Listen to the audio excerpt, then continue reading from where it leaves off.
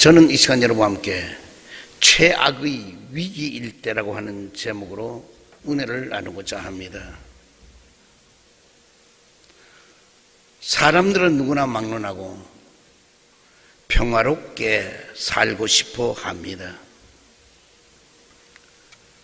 그러나 우리가 사는 이 세상에는 우리가 항상 평안하게 살도록 내버려 두지를 않는다는 것입니다. 한동안은 일본과의 관계 악화로서 사회 분위기가 암울해지더니 또 얼마 전에는 한 사람의 장관을 임명하는 문제로 나라가 온통 소란스러웠습니다. 삶의 위기는 사람이 살아가는 동안에 누구나 한두 번쯤은 겪는 일이겠지만은 질병이나 사고, 진학이나 사업, 결혼의 실패, 배신이나 각종 시험의 낙방 등의 위기를 자신이 겪을 때에 참으로 절망스럽고 괴로운 일인 것입니다.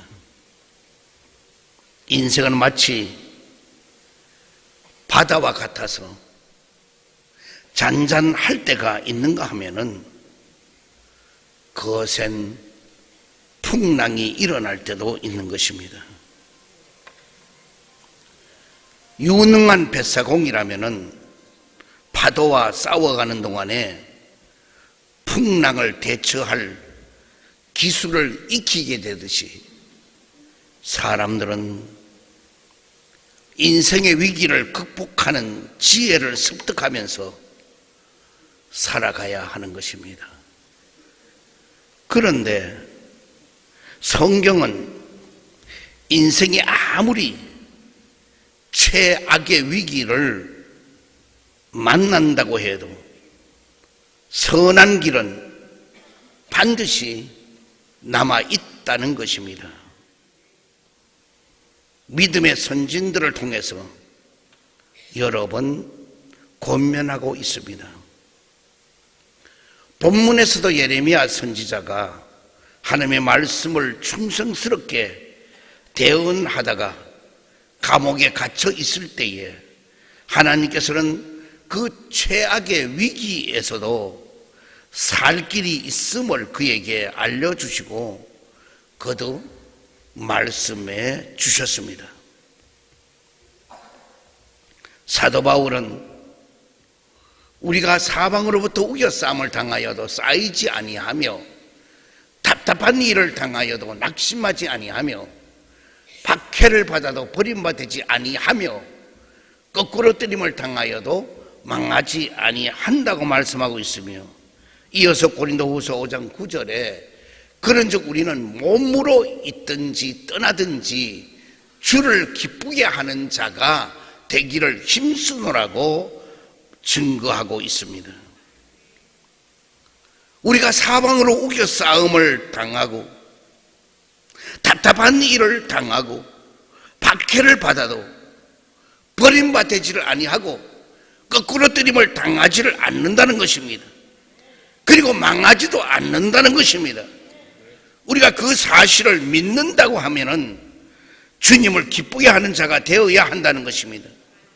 우리가 버림받지 않고 거꾸로 뜨림을 당하지를 아니하고 망하지를 않으면서도 주님을 기쁘게 하시는 자가 되려면은 최악의 위기일 때 우리는 어떻게 살아가야 하는가?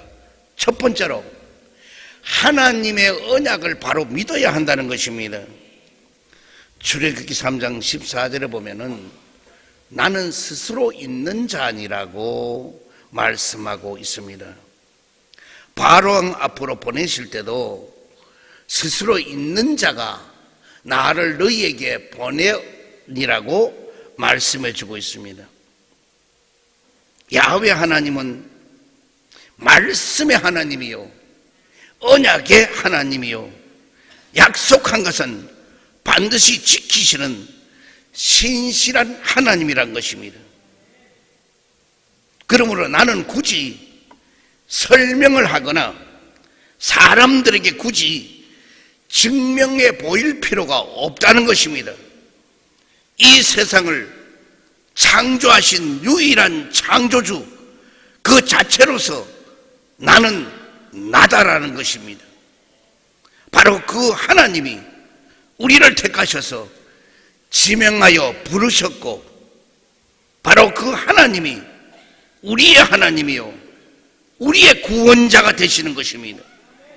그렇기 때문에 바로 그 하나님이 아모스 선지자를 통하여서 너희는 야훼를 찾으라, 그리하면 살리라고 말씀해 주고 있습니다.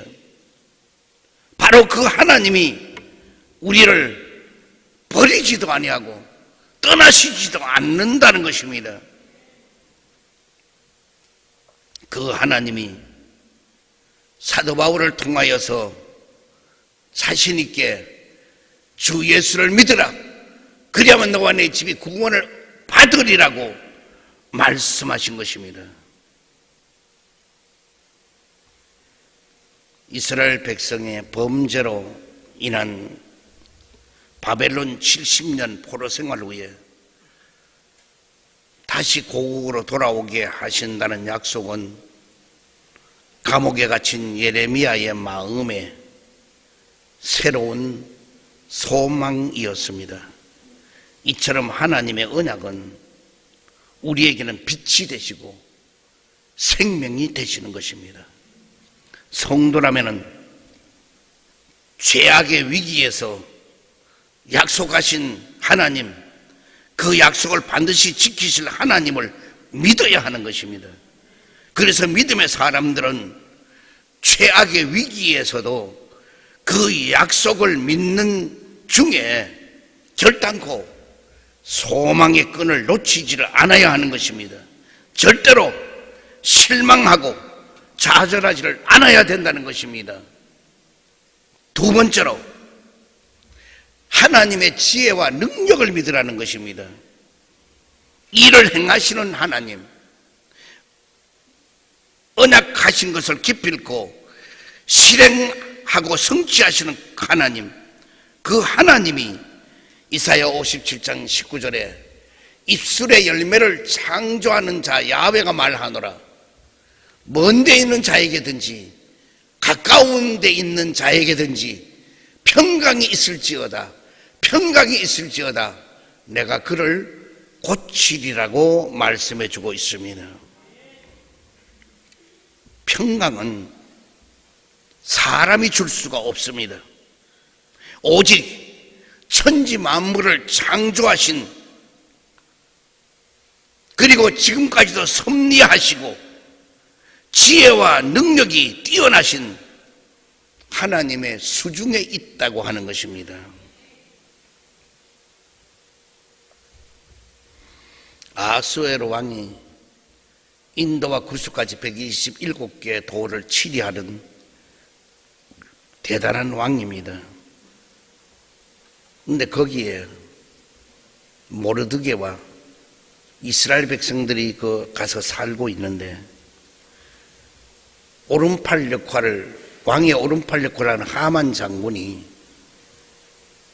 음모와 괴계를 꾸미는데 어떤 걸 하느냐, 모르드게를 높은 장대 위에 달아서 죽이고 이스라엘 백성들을 다 진멸해버리고 그들의 땅을 다 빼앗는 그런 계획을 세우고 있었습니다. 이때 모르드게가 이 사실을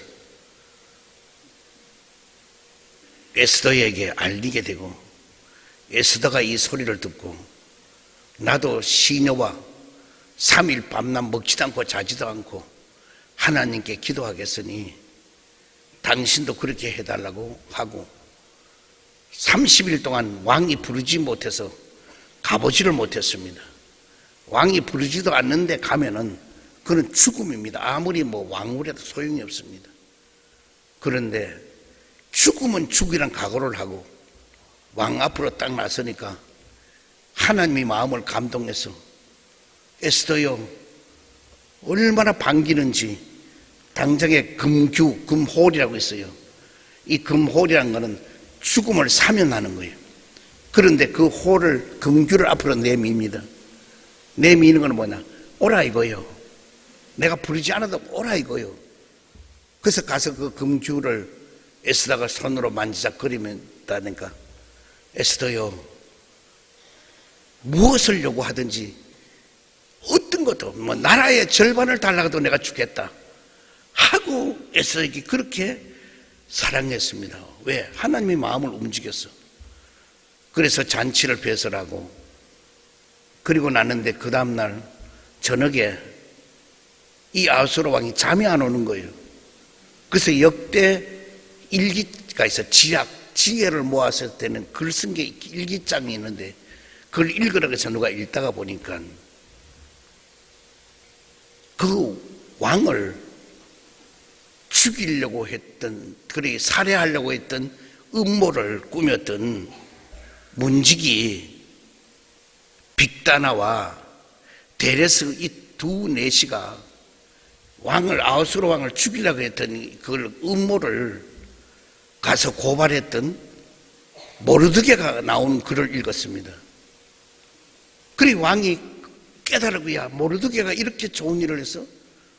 근데 모르드게에게 무슨 상을 베풀었느냐? 뭔 지위를 저게 좋은 데로 올려줬느냐? 그래 아무것도 한 일이 없다는 겁니다. 그래 하만을 불러서 나라를 위해서 좋은 공헌을 하고 잘한 사람은 어떻게 해야 되느냐 하니, 하만이 하는 말이, 하만 자기에게 그렇게 되는 걸로 알고 왕이요, 왕의 가락지를 끼워주고 왕이 탄 말을 타여주고, 그리고 왕이 입던 그 왕복을 입혀서 온 곳곳마다 다니면서 이 사람은 위대하다고 얘기해 줘야 됩니다. 그래서 그러면 모르드게를 그렇게 하라. 그래서 모르드게가 그와 같은 영화를 얻게 된 것입니다. 그리고 나서 돌아와서 다시 이제 잔치를 배설하게 됐는데, 하만은 이제는 틀림없이 모르드게를 장대에 매달고 이스라엘 백성들을 진멸에 하나도 남기지 않고 죽여야 되겠다, 그렇게 생각했는데, 그때 하나님은 에스더와 이스라엘 백성의 그 기도를 듣고 죽음의 자리에서부터 역전이 돼서 메어 달릴, 모르드게가 메어 달릴 그 높은 장대에 하만이 메어 달려 죽게 되고, 그 엄청난 저택의 좋은 집 하만의 집을 모르드게가 가서 사는 이런 역사가 일어난 내용이 있고, 그 절기를 부림절이라 해서 오늘날까지 이스라엘 백성은 그 잊지 않고 그때를 생각하면서 절기를 지키고 있는 것을 볼 수 있습니다. 한나가 사무엘을 얻은 후에 하나님 앞에 나아가서 기도할 때에 야훼는 죽이기도 하시고 살리기도 하시며 스올에 내리게도 하시고 거기에 올리시기도 하시는도다. 야훼는 가난하게도 하시고 부하게도 하시며 낮추기도 하시고 높이기도 하시는도다. 가난한 자를 진토에서 일으키시며 빈궁한 자를 거름더미에서 올리사 귀족들과 함께 앉게 하시며 영광의 자리를 차지하게 하시는도다라고 고백한 내용을 볼 수가 있습니다. 하나님은 그의 선하신 뜻대로 다 행하시고 하나님의 기뻐하시는 뜻이 반드시 성취되게 하시는 능력이 있으십니다. 그러므로 하나님은 실패가 없으십니다. 스가랴 4장 6절 이하에 이는 힘으로 되지 아니하며 능으로 되지 아니하고 오직 나의 영으로 되느니라고, 다시 말하면 성령님으로 된다고 말씀해 주고 있는 것입니다. 그 하나님이 지금까지 살아계시고 또 여러분과 나를 돕고 계시는 것입니다. 우리가 그 하나님의 지혜와 능력을 믿는다면은 하나님은 우리를 죽이시지를 않는다는 것입니다. 수월에 내려가게 하지 않는다는 것입니다. 가난하게 버려두지도 않으신다는 것입니다. 끝끝내 낮추지를 않으신다는 것입니다. 그 대신에 하나님의 지혜의 능력으로 여러분과 나를 살려주신다는 것입니다. 지옥 같은 삶에서 끌어올려 주신다는 것입니다. 부하게 해주신다는 것입니다. 높여주신다는 것입니다. 거름 무더기 같은 빈궁에서부터 끌어올려 주신다는 것입니다. 영광스러운 자리로서 회복시켜 주신다는 것입니다. 세 번째로 하나님의 자비와 긍휼을 우리 믿어야 한다는 것입니다. 본문 6절 8절에 보면은 보라 내가 이 성읍을 치료하며 곧 낫게 하고 평안과 진실이 풍성함을 그들에게 나타낼 것이며 내가 유다의 포로와 이스라엘의 포로를 돌아오게 하여 그들을 처음과 같이 세울 것이며 내가 그들을 내게 범한 그 모든 죄악에서 정하게 하며 그들이 내게 범하며 행한 모든 죄악을 사할 것이라고 말씀해 주고 있습니다. 여기서 정하게 한다고 하는 말은 속죄한다고 하는 뜻이 있는 것입니다. 하나님은 영원히 노를 품지를 아니하시고 하나님은 긍휼이 풍성한 성품을 가지고 계시는 분이십니다. 그러므로 이스라엘이 남이 아니라 자기 백성인 까닭에 범죄하면은 반드시 징계하시지만은 아주 버리지는 아니한다는 것입니다. 죄는 미워하지만은 죄인들을 사랑하는 까닭인 것입니다. 그러므로 회개하면은 누구든지 관계가 회복되게 하여 주신다는 것입니다. 그래서 호세아 6장 1절에 오라 우리가 야훼께로 돌아가자. 야훼께서 우리를 찢으셨으나 더러 낫게 하실 것이요 우리를 치셨으나 싸매줄 것임이라고 말씀해 주고 있습니다.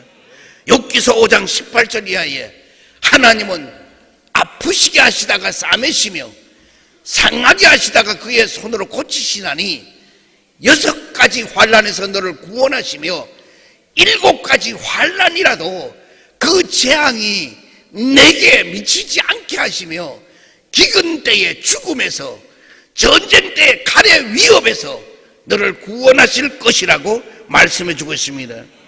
이사야 43장 25절 이하에 나 곧 나는 나를 위하여 너의 허물을 도말하시는 자니 너의 죄를 기억하지 아니하시리라고 말씀해 주고 있는 것입니다. 그러므로 그 하나님이 오늘 저와 여러분의 죄를 기억하지 아니한다고 말씀해 주고 계시는 것입니다.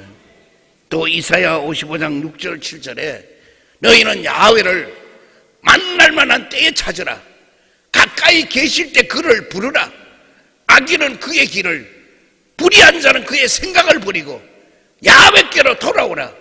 그리하면 그가 긍휼히 여기시리라. 우리 하나님께로 돌아오라. 그가 너그럽게 용서하시리라고 말씀해 주고 있습니다. 그래서 우리는 긍휼이 한이 없으신 하나님, 용서의 하나님께 우리는 돌아가야 하는 것입니다. 하나님께 나아가되 그 기회를 놓치지를 말아야 하는 것입니다. 만날만 한때 찾고 가까이 계실 때에 불러야만 하는 것입니다. 그리고 그 다음에는 부르짖어 기도해야 하는 것입니다. 그래서 예레미야 33장 3절에 너는 내게 부르짖으라. 내가 내게 응답하겠고 내가 알지 못하는 크고 은밀한 일을 너에게 보이리라고 말씀해 주고 있습니다. 예레미야 29장 12절 이하에도 너는 내게 부르짖으며 내게 와서 기도하면은 내가 너희들의 기도를 들을 것이요 너희가 온 마음으로 나를 구하면은 나를 찾을 것이요 나를 만나리라고 말씀해 주고 있습니다. 위기는 위험할 위자, 기회 기자인 것입니다. 위기라고 하는 단어를 한문으로 위험이라고 하는 의미와 기회라고 하는 의미의 합성어인 것입니다.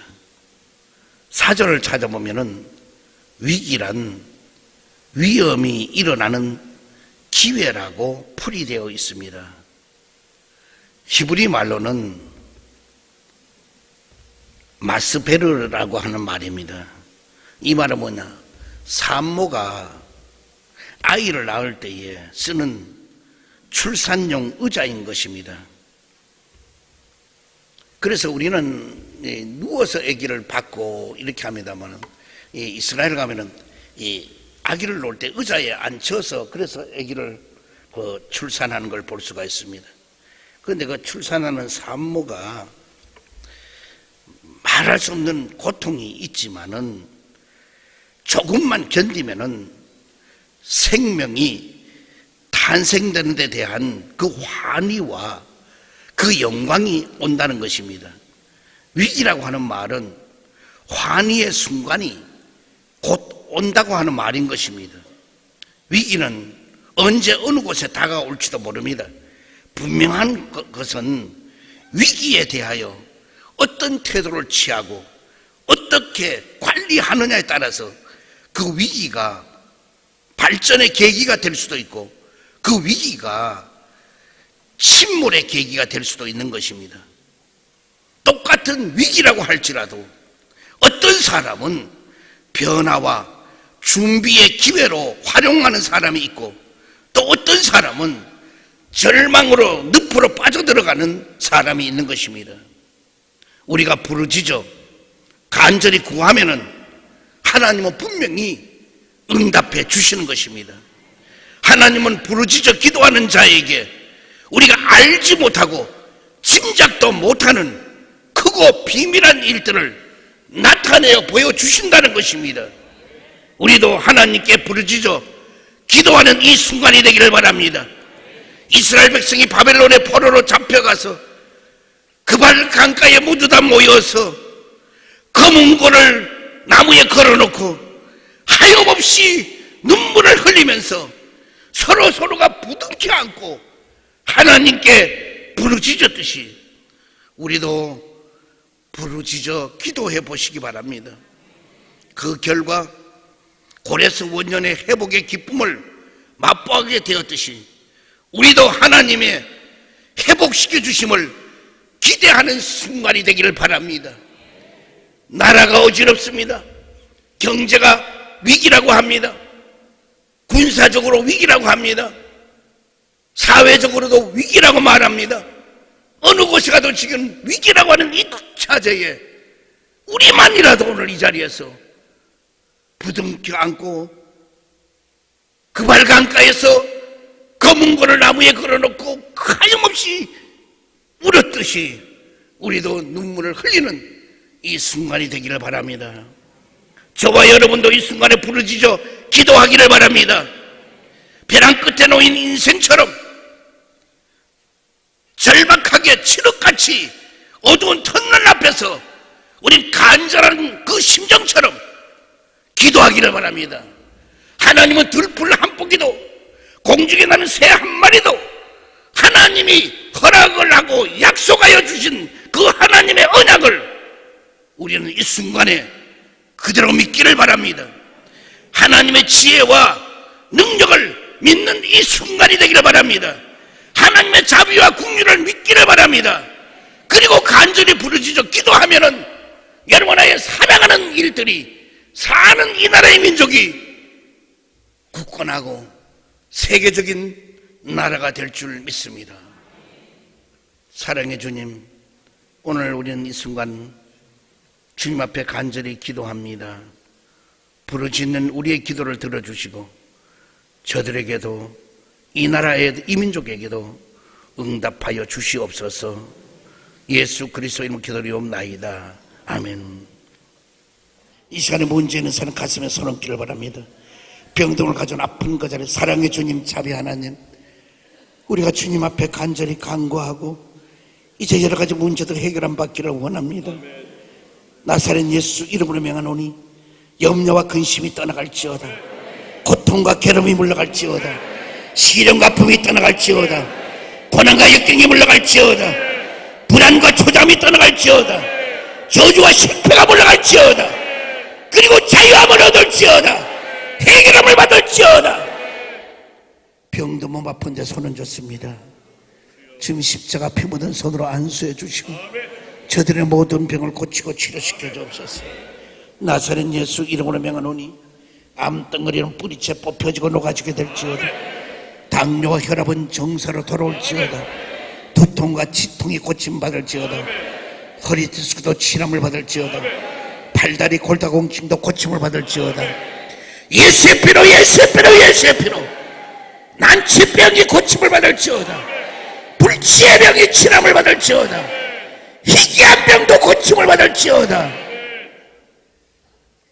하나님의 크신 능력이 문제가 다 해결되고 부활하신 새 생명이 모든 병을 다 고쳐 주시옵소서. 예수 그리스도 이름 기도드리옵나이다. 아멘. 하나님의 크신 은혜와 사랑을 감사합니다. LGST 텔레비전을 통하여 만남을 주신 여러분 정말로 감사합니다. 저는 83년도 11월 3일 날 성남에 와서 창립 예배를 드리고 개척을 시작했습니다. 그래서 하나님의 은혜 가운데서 성장과 부흥을 가져오게 되었고, 또 지금에 있는 성전은 또 하나님의 은혜 가운데 그도 대지가 2만 7,000평 되고, 그리고 연건평이 7,300평이고, 이래서 하나님의 은혜로 이렇게 목회를 하고 있습니다. 제가 목회를 하면서 늘 느끼는 것은 뭐냐면은 사람은 진실성이 있어야 된다는 것입니다. 진실이 결여되면 아무것도 될 수 없다는 걸 저는 확실히 믿고 있습니다. 그래서 우리가 어느 누구를 만나더라도 그게 사실이냐 믿어도 돼 이런 얘기를 서로 한다는 것은 가슴 아픈 일입니다. 그러므로 우리는 누구를 만나든 간에 진실되게 대한다는 것, 바로 그것이 가장 목회의 무기고 또 가장 필요로 한 것으로 생각이 됩니다. 그 다음에는 우리는 서로 목회할 때 저는 언약이 굉장히 중요하다고 생각합니다. 세상 사람들은 변호사를 부르고 공증을 하고 또 법의 판단에 의해서 하는 이런 것으로 전부 다 하려고 하지만은 우리는 말에 대한 권세를 하나님이 주셨습니다. 하나님은 말씀으로 천지 만물을 창조하셨습니다. 그러므로 우리는 말에 대해서 약속, 그 말이면은 바로 그 말이 그 법이고 말이 실천과 행동으로 옮겨지는 그런 것이 되어서, 예를 들어 우리가 먼저 한 약속이 나에게는 큰 손해가 되고 나중에 하는 약속이 유익이 된다 할지라도 그걸 파기하지 않고 먼저 약속부터 지킬 수 있는, 우리는 언약을 중시 여길 수 있는 그런 우리가 목회를 해야 되지 않느냐, 그렇게 생각이 됩니다. 그리고 우리는 항상 신본주의로 살아야 된다고 생각합니다. 갈라디아 1장 10절에 저는 늘 이제 내가 사람을 좋게 하라, 하나님을 좋게 하라, 사람으로부터 기쁨을 구하랴. 사람으로부터 기쁨을 구하면은 이미 그리스도의 종이 아니라고 했습니다. 우리는 항상 신본주의로 하나님 중심, 예수님 중심, 성령님 중심의 그런 목회가 필요로 할 것입니다. 오늘날 목회하는데 많은 사람이 어렵고 힘들어하고, 또한 어떤 데는 목회를 하다 문을 닫을 때도 있습니다. 그러나 우리는 하나님이 주신 이 사명이니까 성도가 몇만 명, 몇백만 명 모이는 이걸 우리는 자랑할 것이 아니라 한 생명을 내 생명과 바꿀 수 있는 소중히 여기는 우린 그런 마음을 가지고 목회를 한다면은 분명히 목회는 성공하게 될 줄 믿습니다.